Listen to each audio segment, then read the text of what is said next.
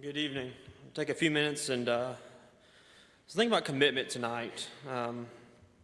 There's many directions you could go with commitment, and we make various commitments each and every day, whether it be small or large, or maybe it's commitments we don't even think about we're making. We don't realize we're making commitments to things we wear, to jobs we go to every day, to be there on time at 8 o'clock. But I've got a couple things that I thought about when thinking about commitment, and the first one I thought of was marriage. Marriage is a huge commitment. I'm newly married, you could say, and that's a big commitment to make. Some people don't value that as a commitment. They value it as something that's just a social thing, a social value. But it's a huge commitment, something that changes your life forever. Hopefully, it's a really good thing that changes your life forever. For some people, it doesn't go that way, and it can change their lives in a negative way. But something a commitment that grows. You get married and you're committed to your wife, and then you have kids someday, and you move on to have grandkids, and your family grows. And so that's a commitment, and more people look to you in that, and you become a leader of your family there. Think about something in the world that I was thinking about was flying. You buy a plane ticket, you've got a time to be there, you're committed to be there, and you get on the plane. But once you're on the plane, you're dependent on a pilot that's committed. You're hoping that pilot's can either taxi down the runway and he's going to get to the end of the runway and he's going to take off, or you hope that if he realizes he has problems that he's going to commit to not taking off. He's going to stop midway of taxi, and he's going to turn around and go back and say, we need a new plane here. That's a commitment. You're trusting in the captain, trusting in his physical body that it's ready to take you on a flight. You're trusting in the airplane that he's flying, and you're trusting in that he's committed to that. And once you go up, you're there. And you trust that he's committed to getting you from point A to point B. And you have trust in that. And you can't have halfway trust. You can't just kind of somewhat trust him. He's got it. He's got it or he doesn't. And hopefully he's aware of that. Turn over with me to Acts 27 and verse 40 there. This is Paul, and he's on his journeys here. He's headed to Rome, and there's some. It's coming into wintertime. He's got some concerns about sailing, various opinions going back and forth on that. And they've come through some rough storms, some rough seas. The winds are rough. They've been throwing things overboard. They've given up their luggage and different things. Several nights there of that. And you look at verse 40. And they let go the anchors and left them in the sea. Meanwhile, loosened the rudder ropes, and they hoisted the mainsail to the wind and made for shore. But striking a place where two seas met, they ran the ship aground, and the prow struck fast and remained immovable, but the stern was being broken up by the violence of the waves. So they let go of the anchors. They cut them off. They're gone. That's a commitment they made. They committed that this is our last chance. This is our best effort we have. We're going to cut the ropes off, let the anchors go, and we're just going to run aground. And they committed to that. There was no going back and tying the anchors back onto the boat or anything. There was no other options there. They committed to that. It was an intentional shipwreck, and they made a decision. And they committed to that in that way. Turn over to Psalms 37, verse 5.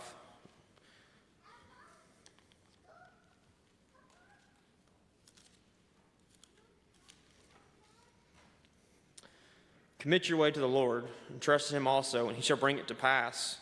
So David's talking to us about trusting in God.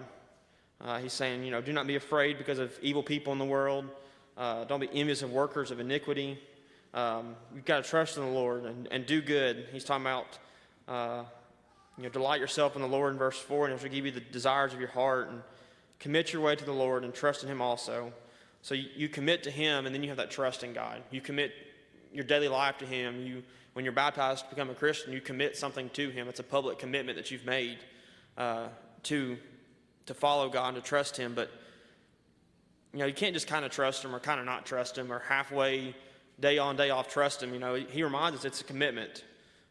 You've committed your way, and you've got to also trust in him. You can't be wishy-washy about that. Turn over a few pages with me to Proverbs 16, verse 3. 16 and verse 3, commit your works to the Lord, and your thoughts will be established there. So you have to commit your works, and your thoughts will be established. You've got to first make a commitment. What do we do for the Lord? And once you've gone through those thoughts and you decide you're going to commit your life, or you're going to commit to teaching a Bible class or doing other things for the Lord, your works, those things you do as an outward expression of your faith, when we've done that, our thoughts will be established. You can't go teach a Bible class and not be sure if you want to be a Christian or not. You're teaching other people how to be a Christian or about the Bible, about what God tells us to do. And so that's a commitment. That's your thoughts. So how do we know that we've established our ways properly? Well, we've committed to being on the right path.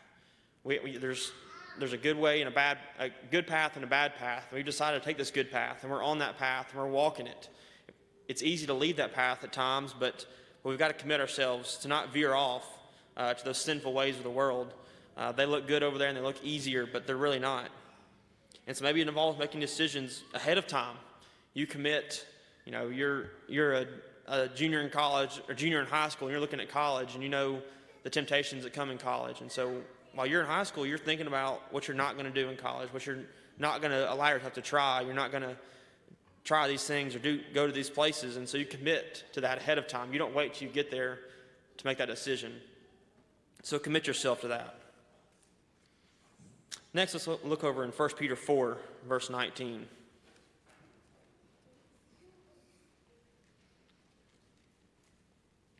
Therefore, let those who suffer according to the will of God commit their souls to Him in doing good as to a faithful Creator. So we're talking here about suffering for Christ. And in following commitment, we've got to be committed to be able to endure whatever suffering we're going to come across. You may try to be a Christian at work and you get ridiculed or made fun of for that. People don't invite you to go eat with them or go out on a Friday night because you're a Christian, and may have something you have to just endure through. People, look at Paul and what he endured and suffered through as a Christian. It was very difficult for him in that death or imprisonment. But you've got to be able to endure that. And once you've committed to that, you've got to stick through with it. You can't get scared and give up or decide to stop trying.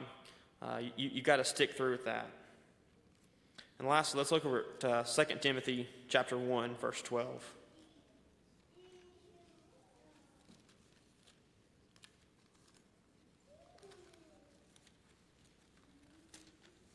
2 Timothy chapter 1, verse 12. For this reason I also suffer these things.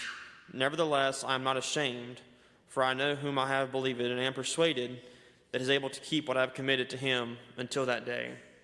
So Paul is writing about his death here, his imprisonment. And through all these difficult times, he kept his commitment. He didn't waver. He didn't veer off to this way or to that way. And he wasn't confident because of what he had done. He was confident because of what God had promised him. He was confident in the hope of going to heaven one day, and confident in the journey that he had been on, and he knew the things he had done. And he knew why he was able to do those things, and that was because God had confidence in him. So as we wrap up tonight and think about commitment, maybe you committed yourself to Christ 5 years ago or 10 or 20 years ago. And maybe you've kind of let that commitment go, and you're not as committed as you were when you put on Christ at church camp or at a meeting sometime or at church sometime. You committed to that and you've kind of forgotten about it, or you haven't been as strong to that as you need to have been. And maybe you've never made a commitment to Christ. Maybe you've never been baptized, put on Christ in baptism. If we can help you with any of those things, come as we stand and sing.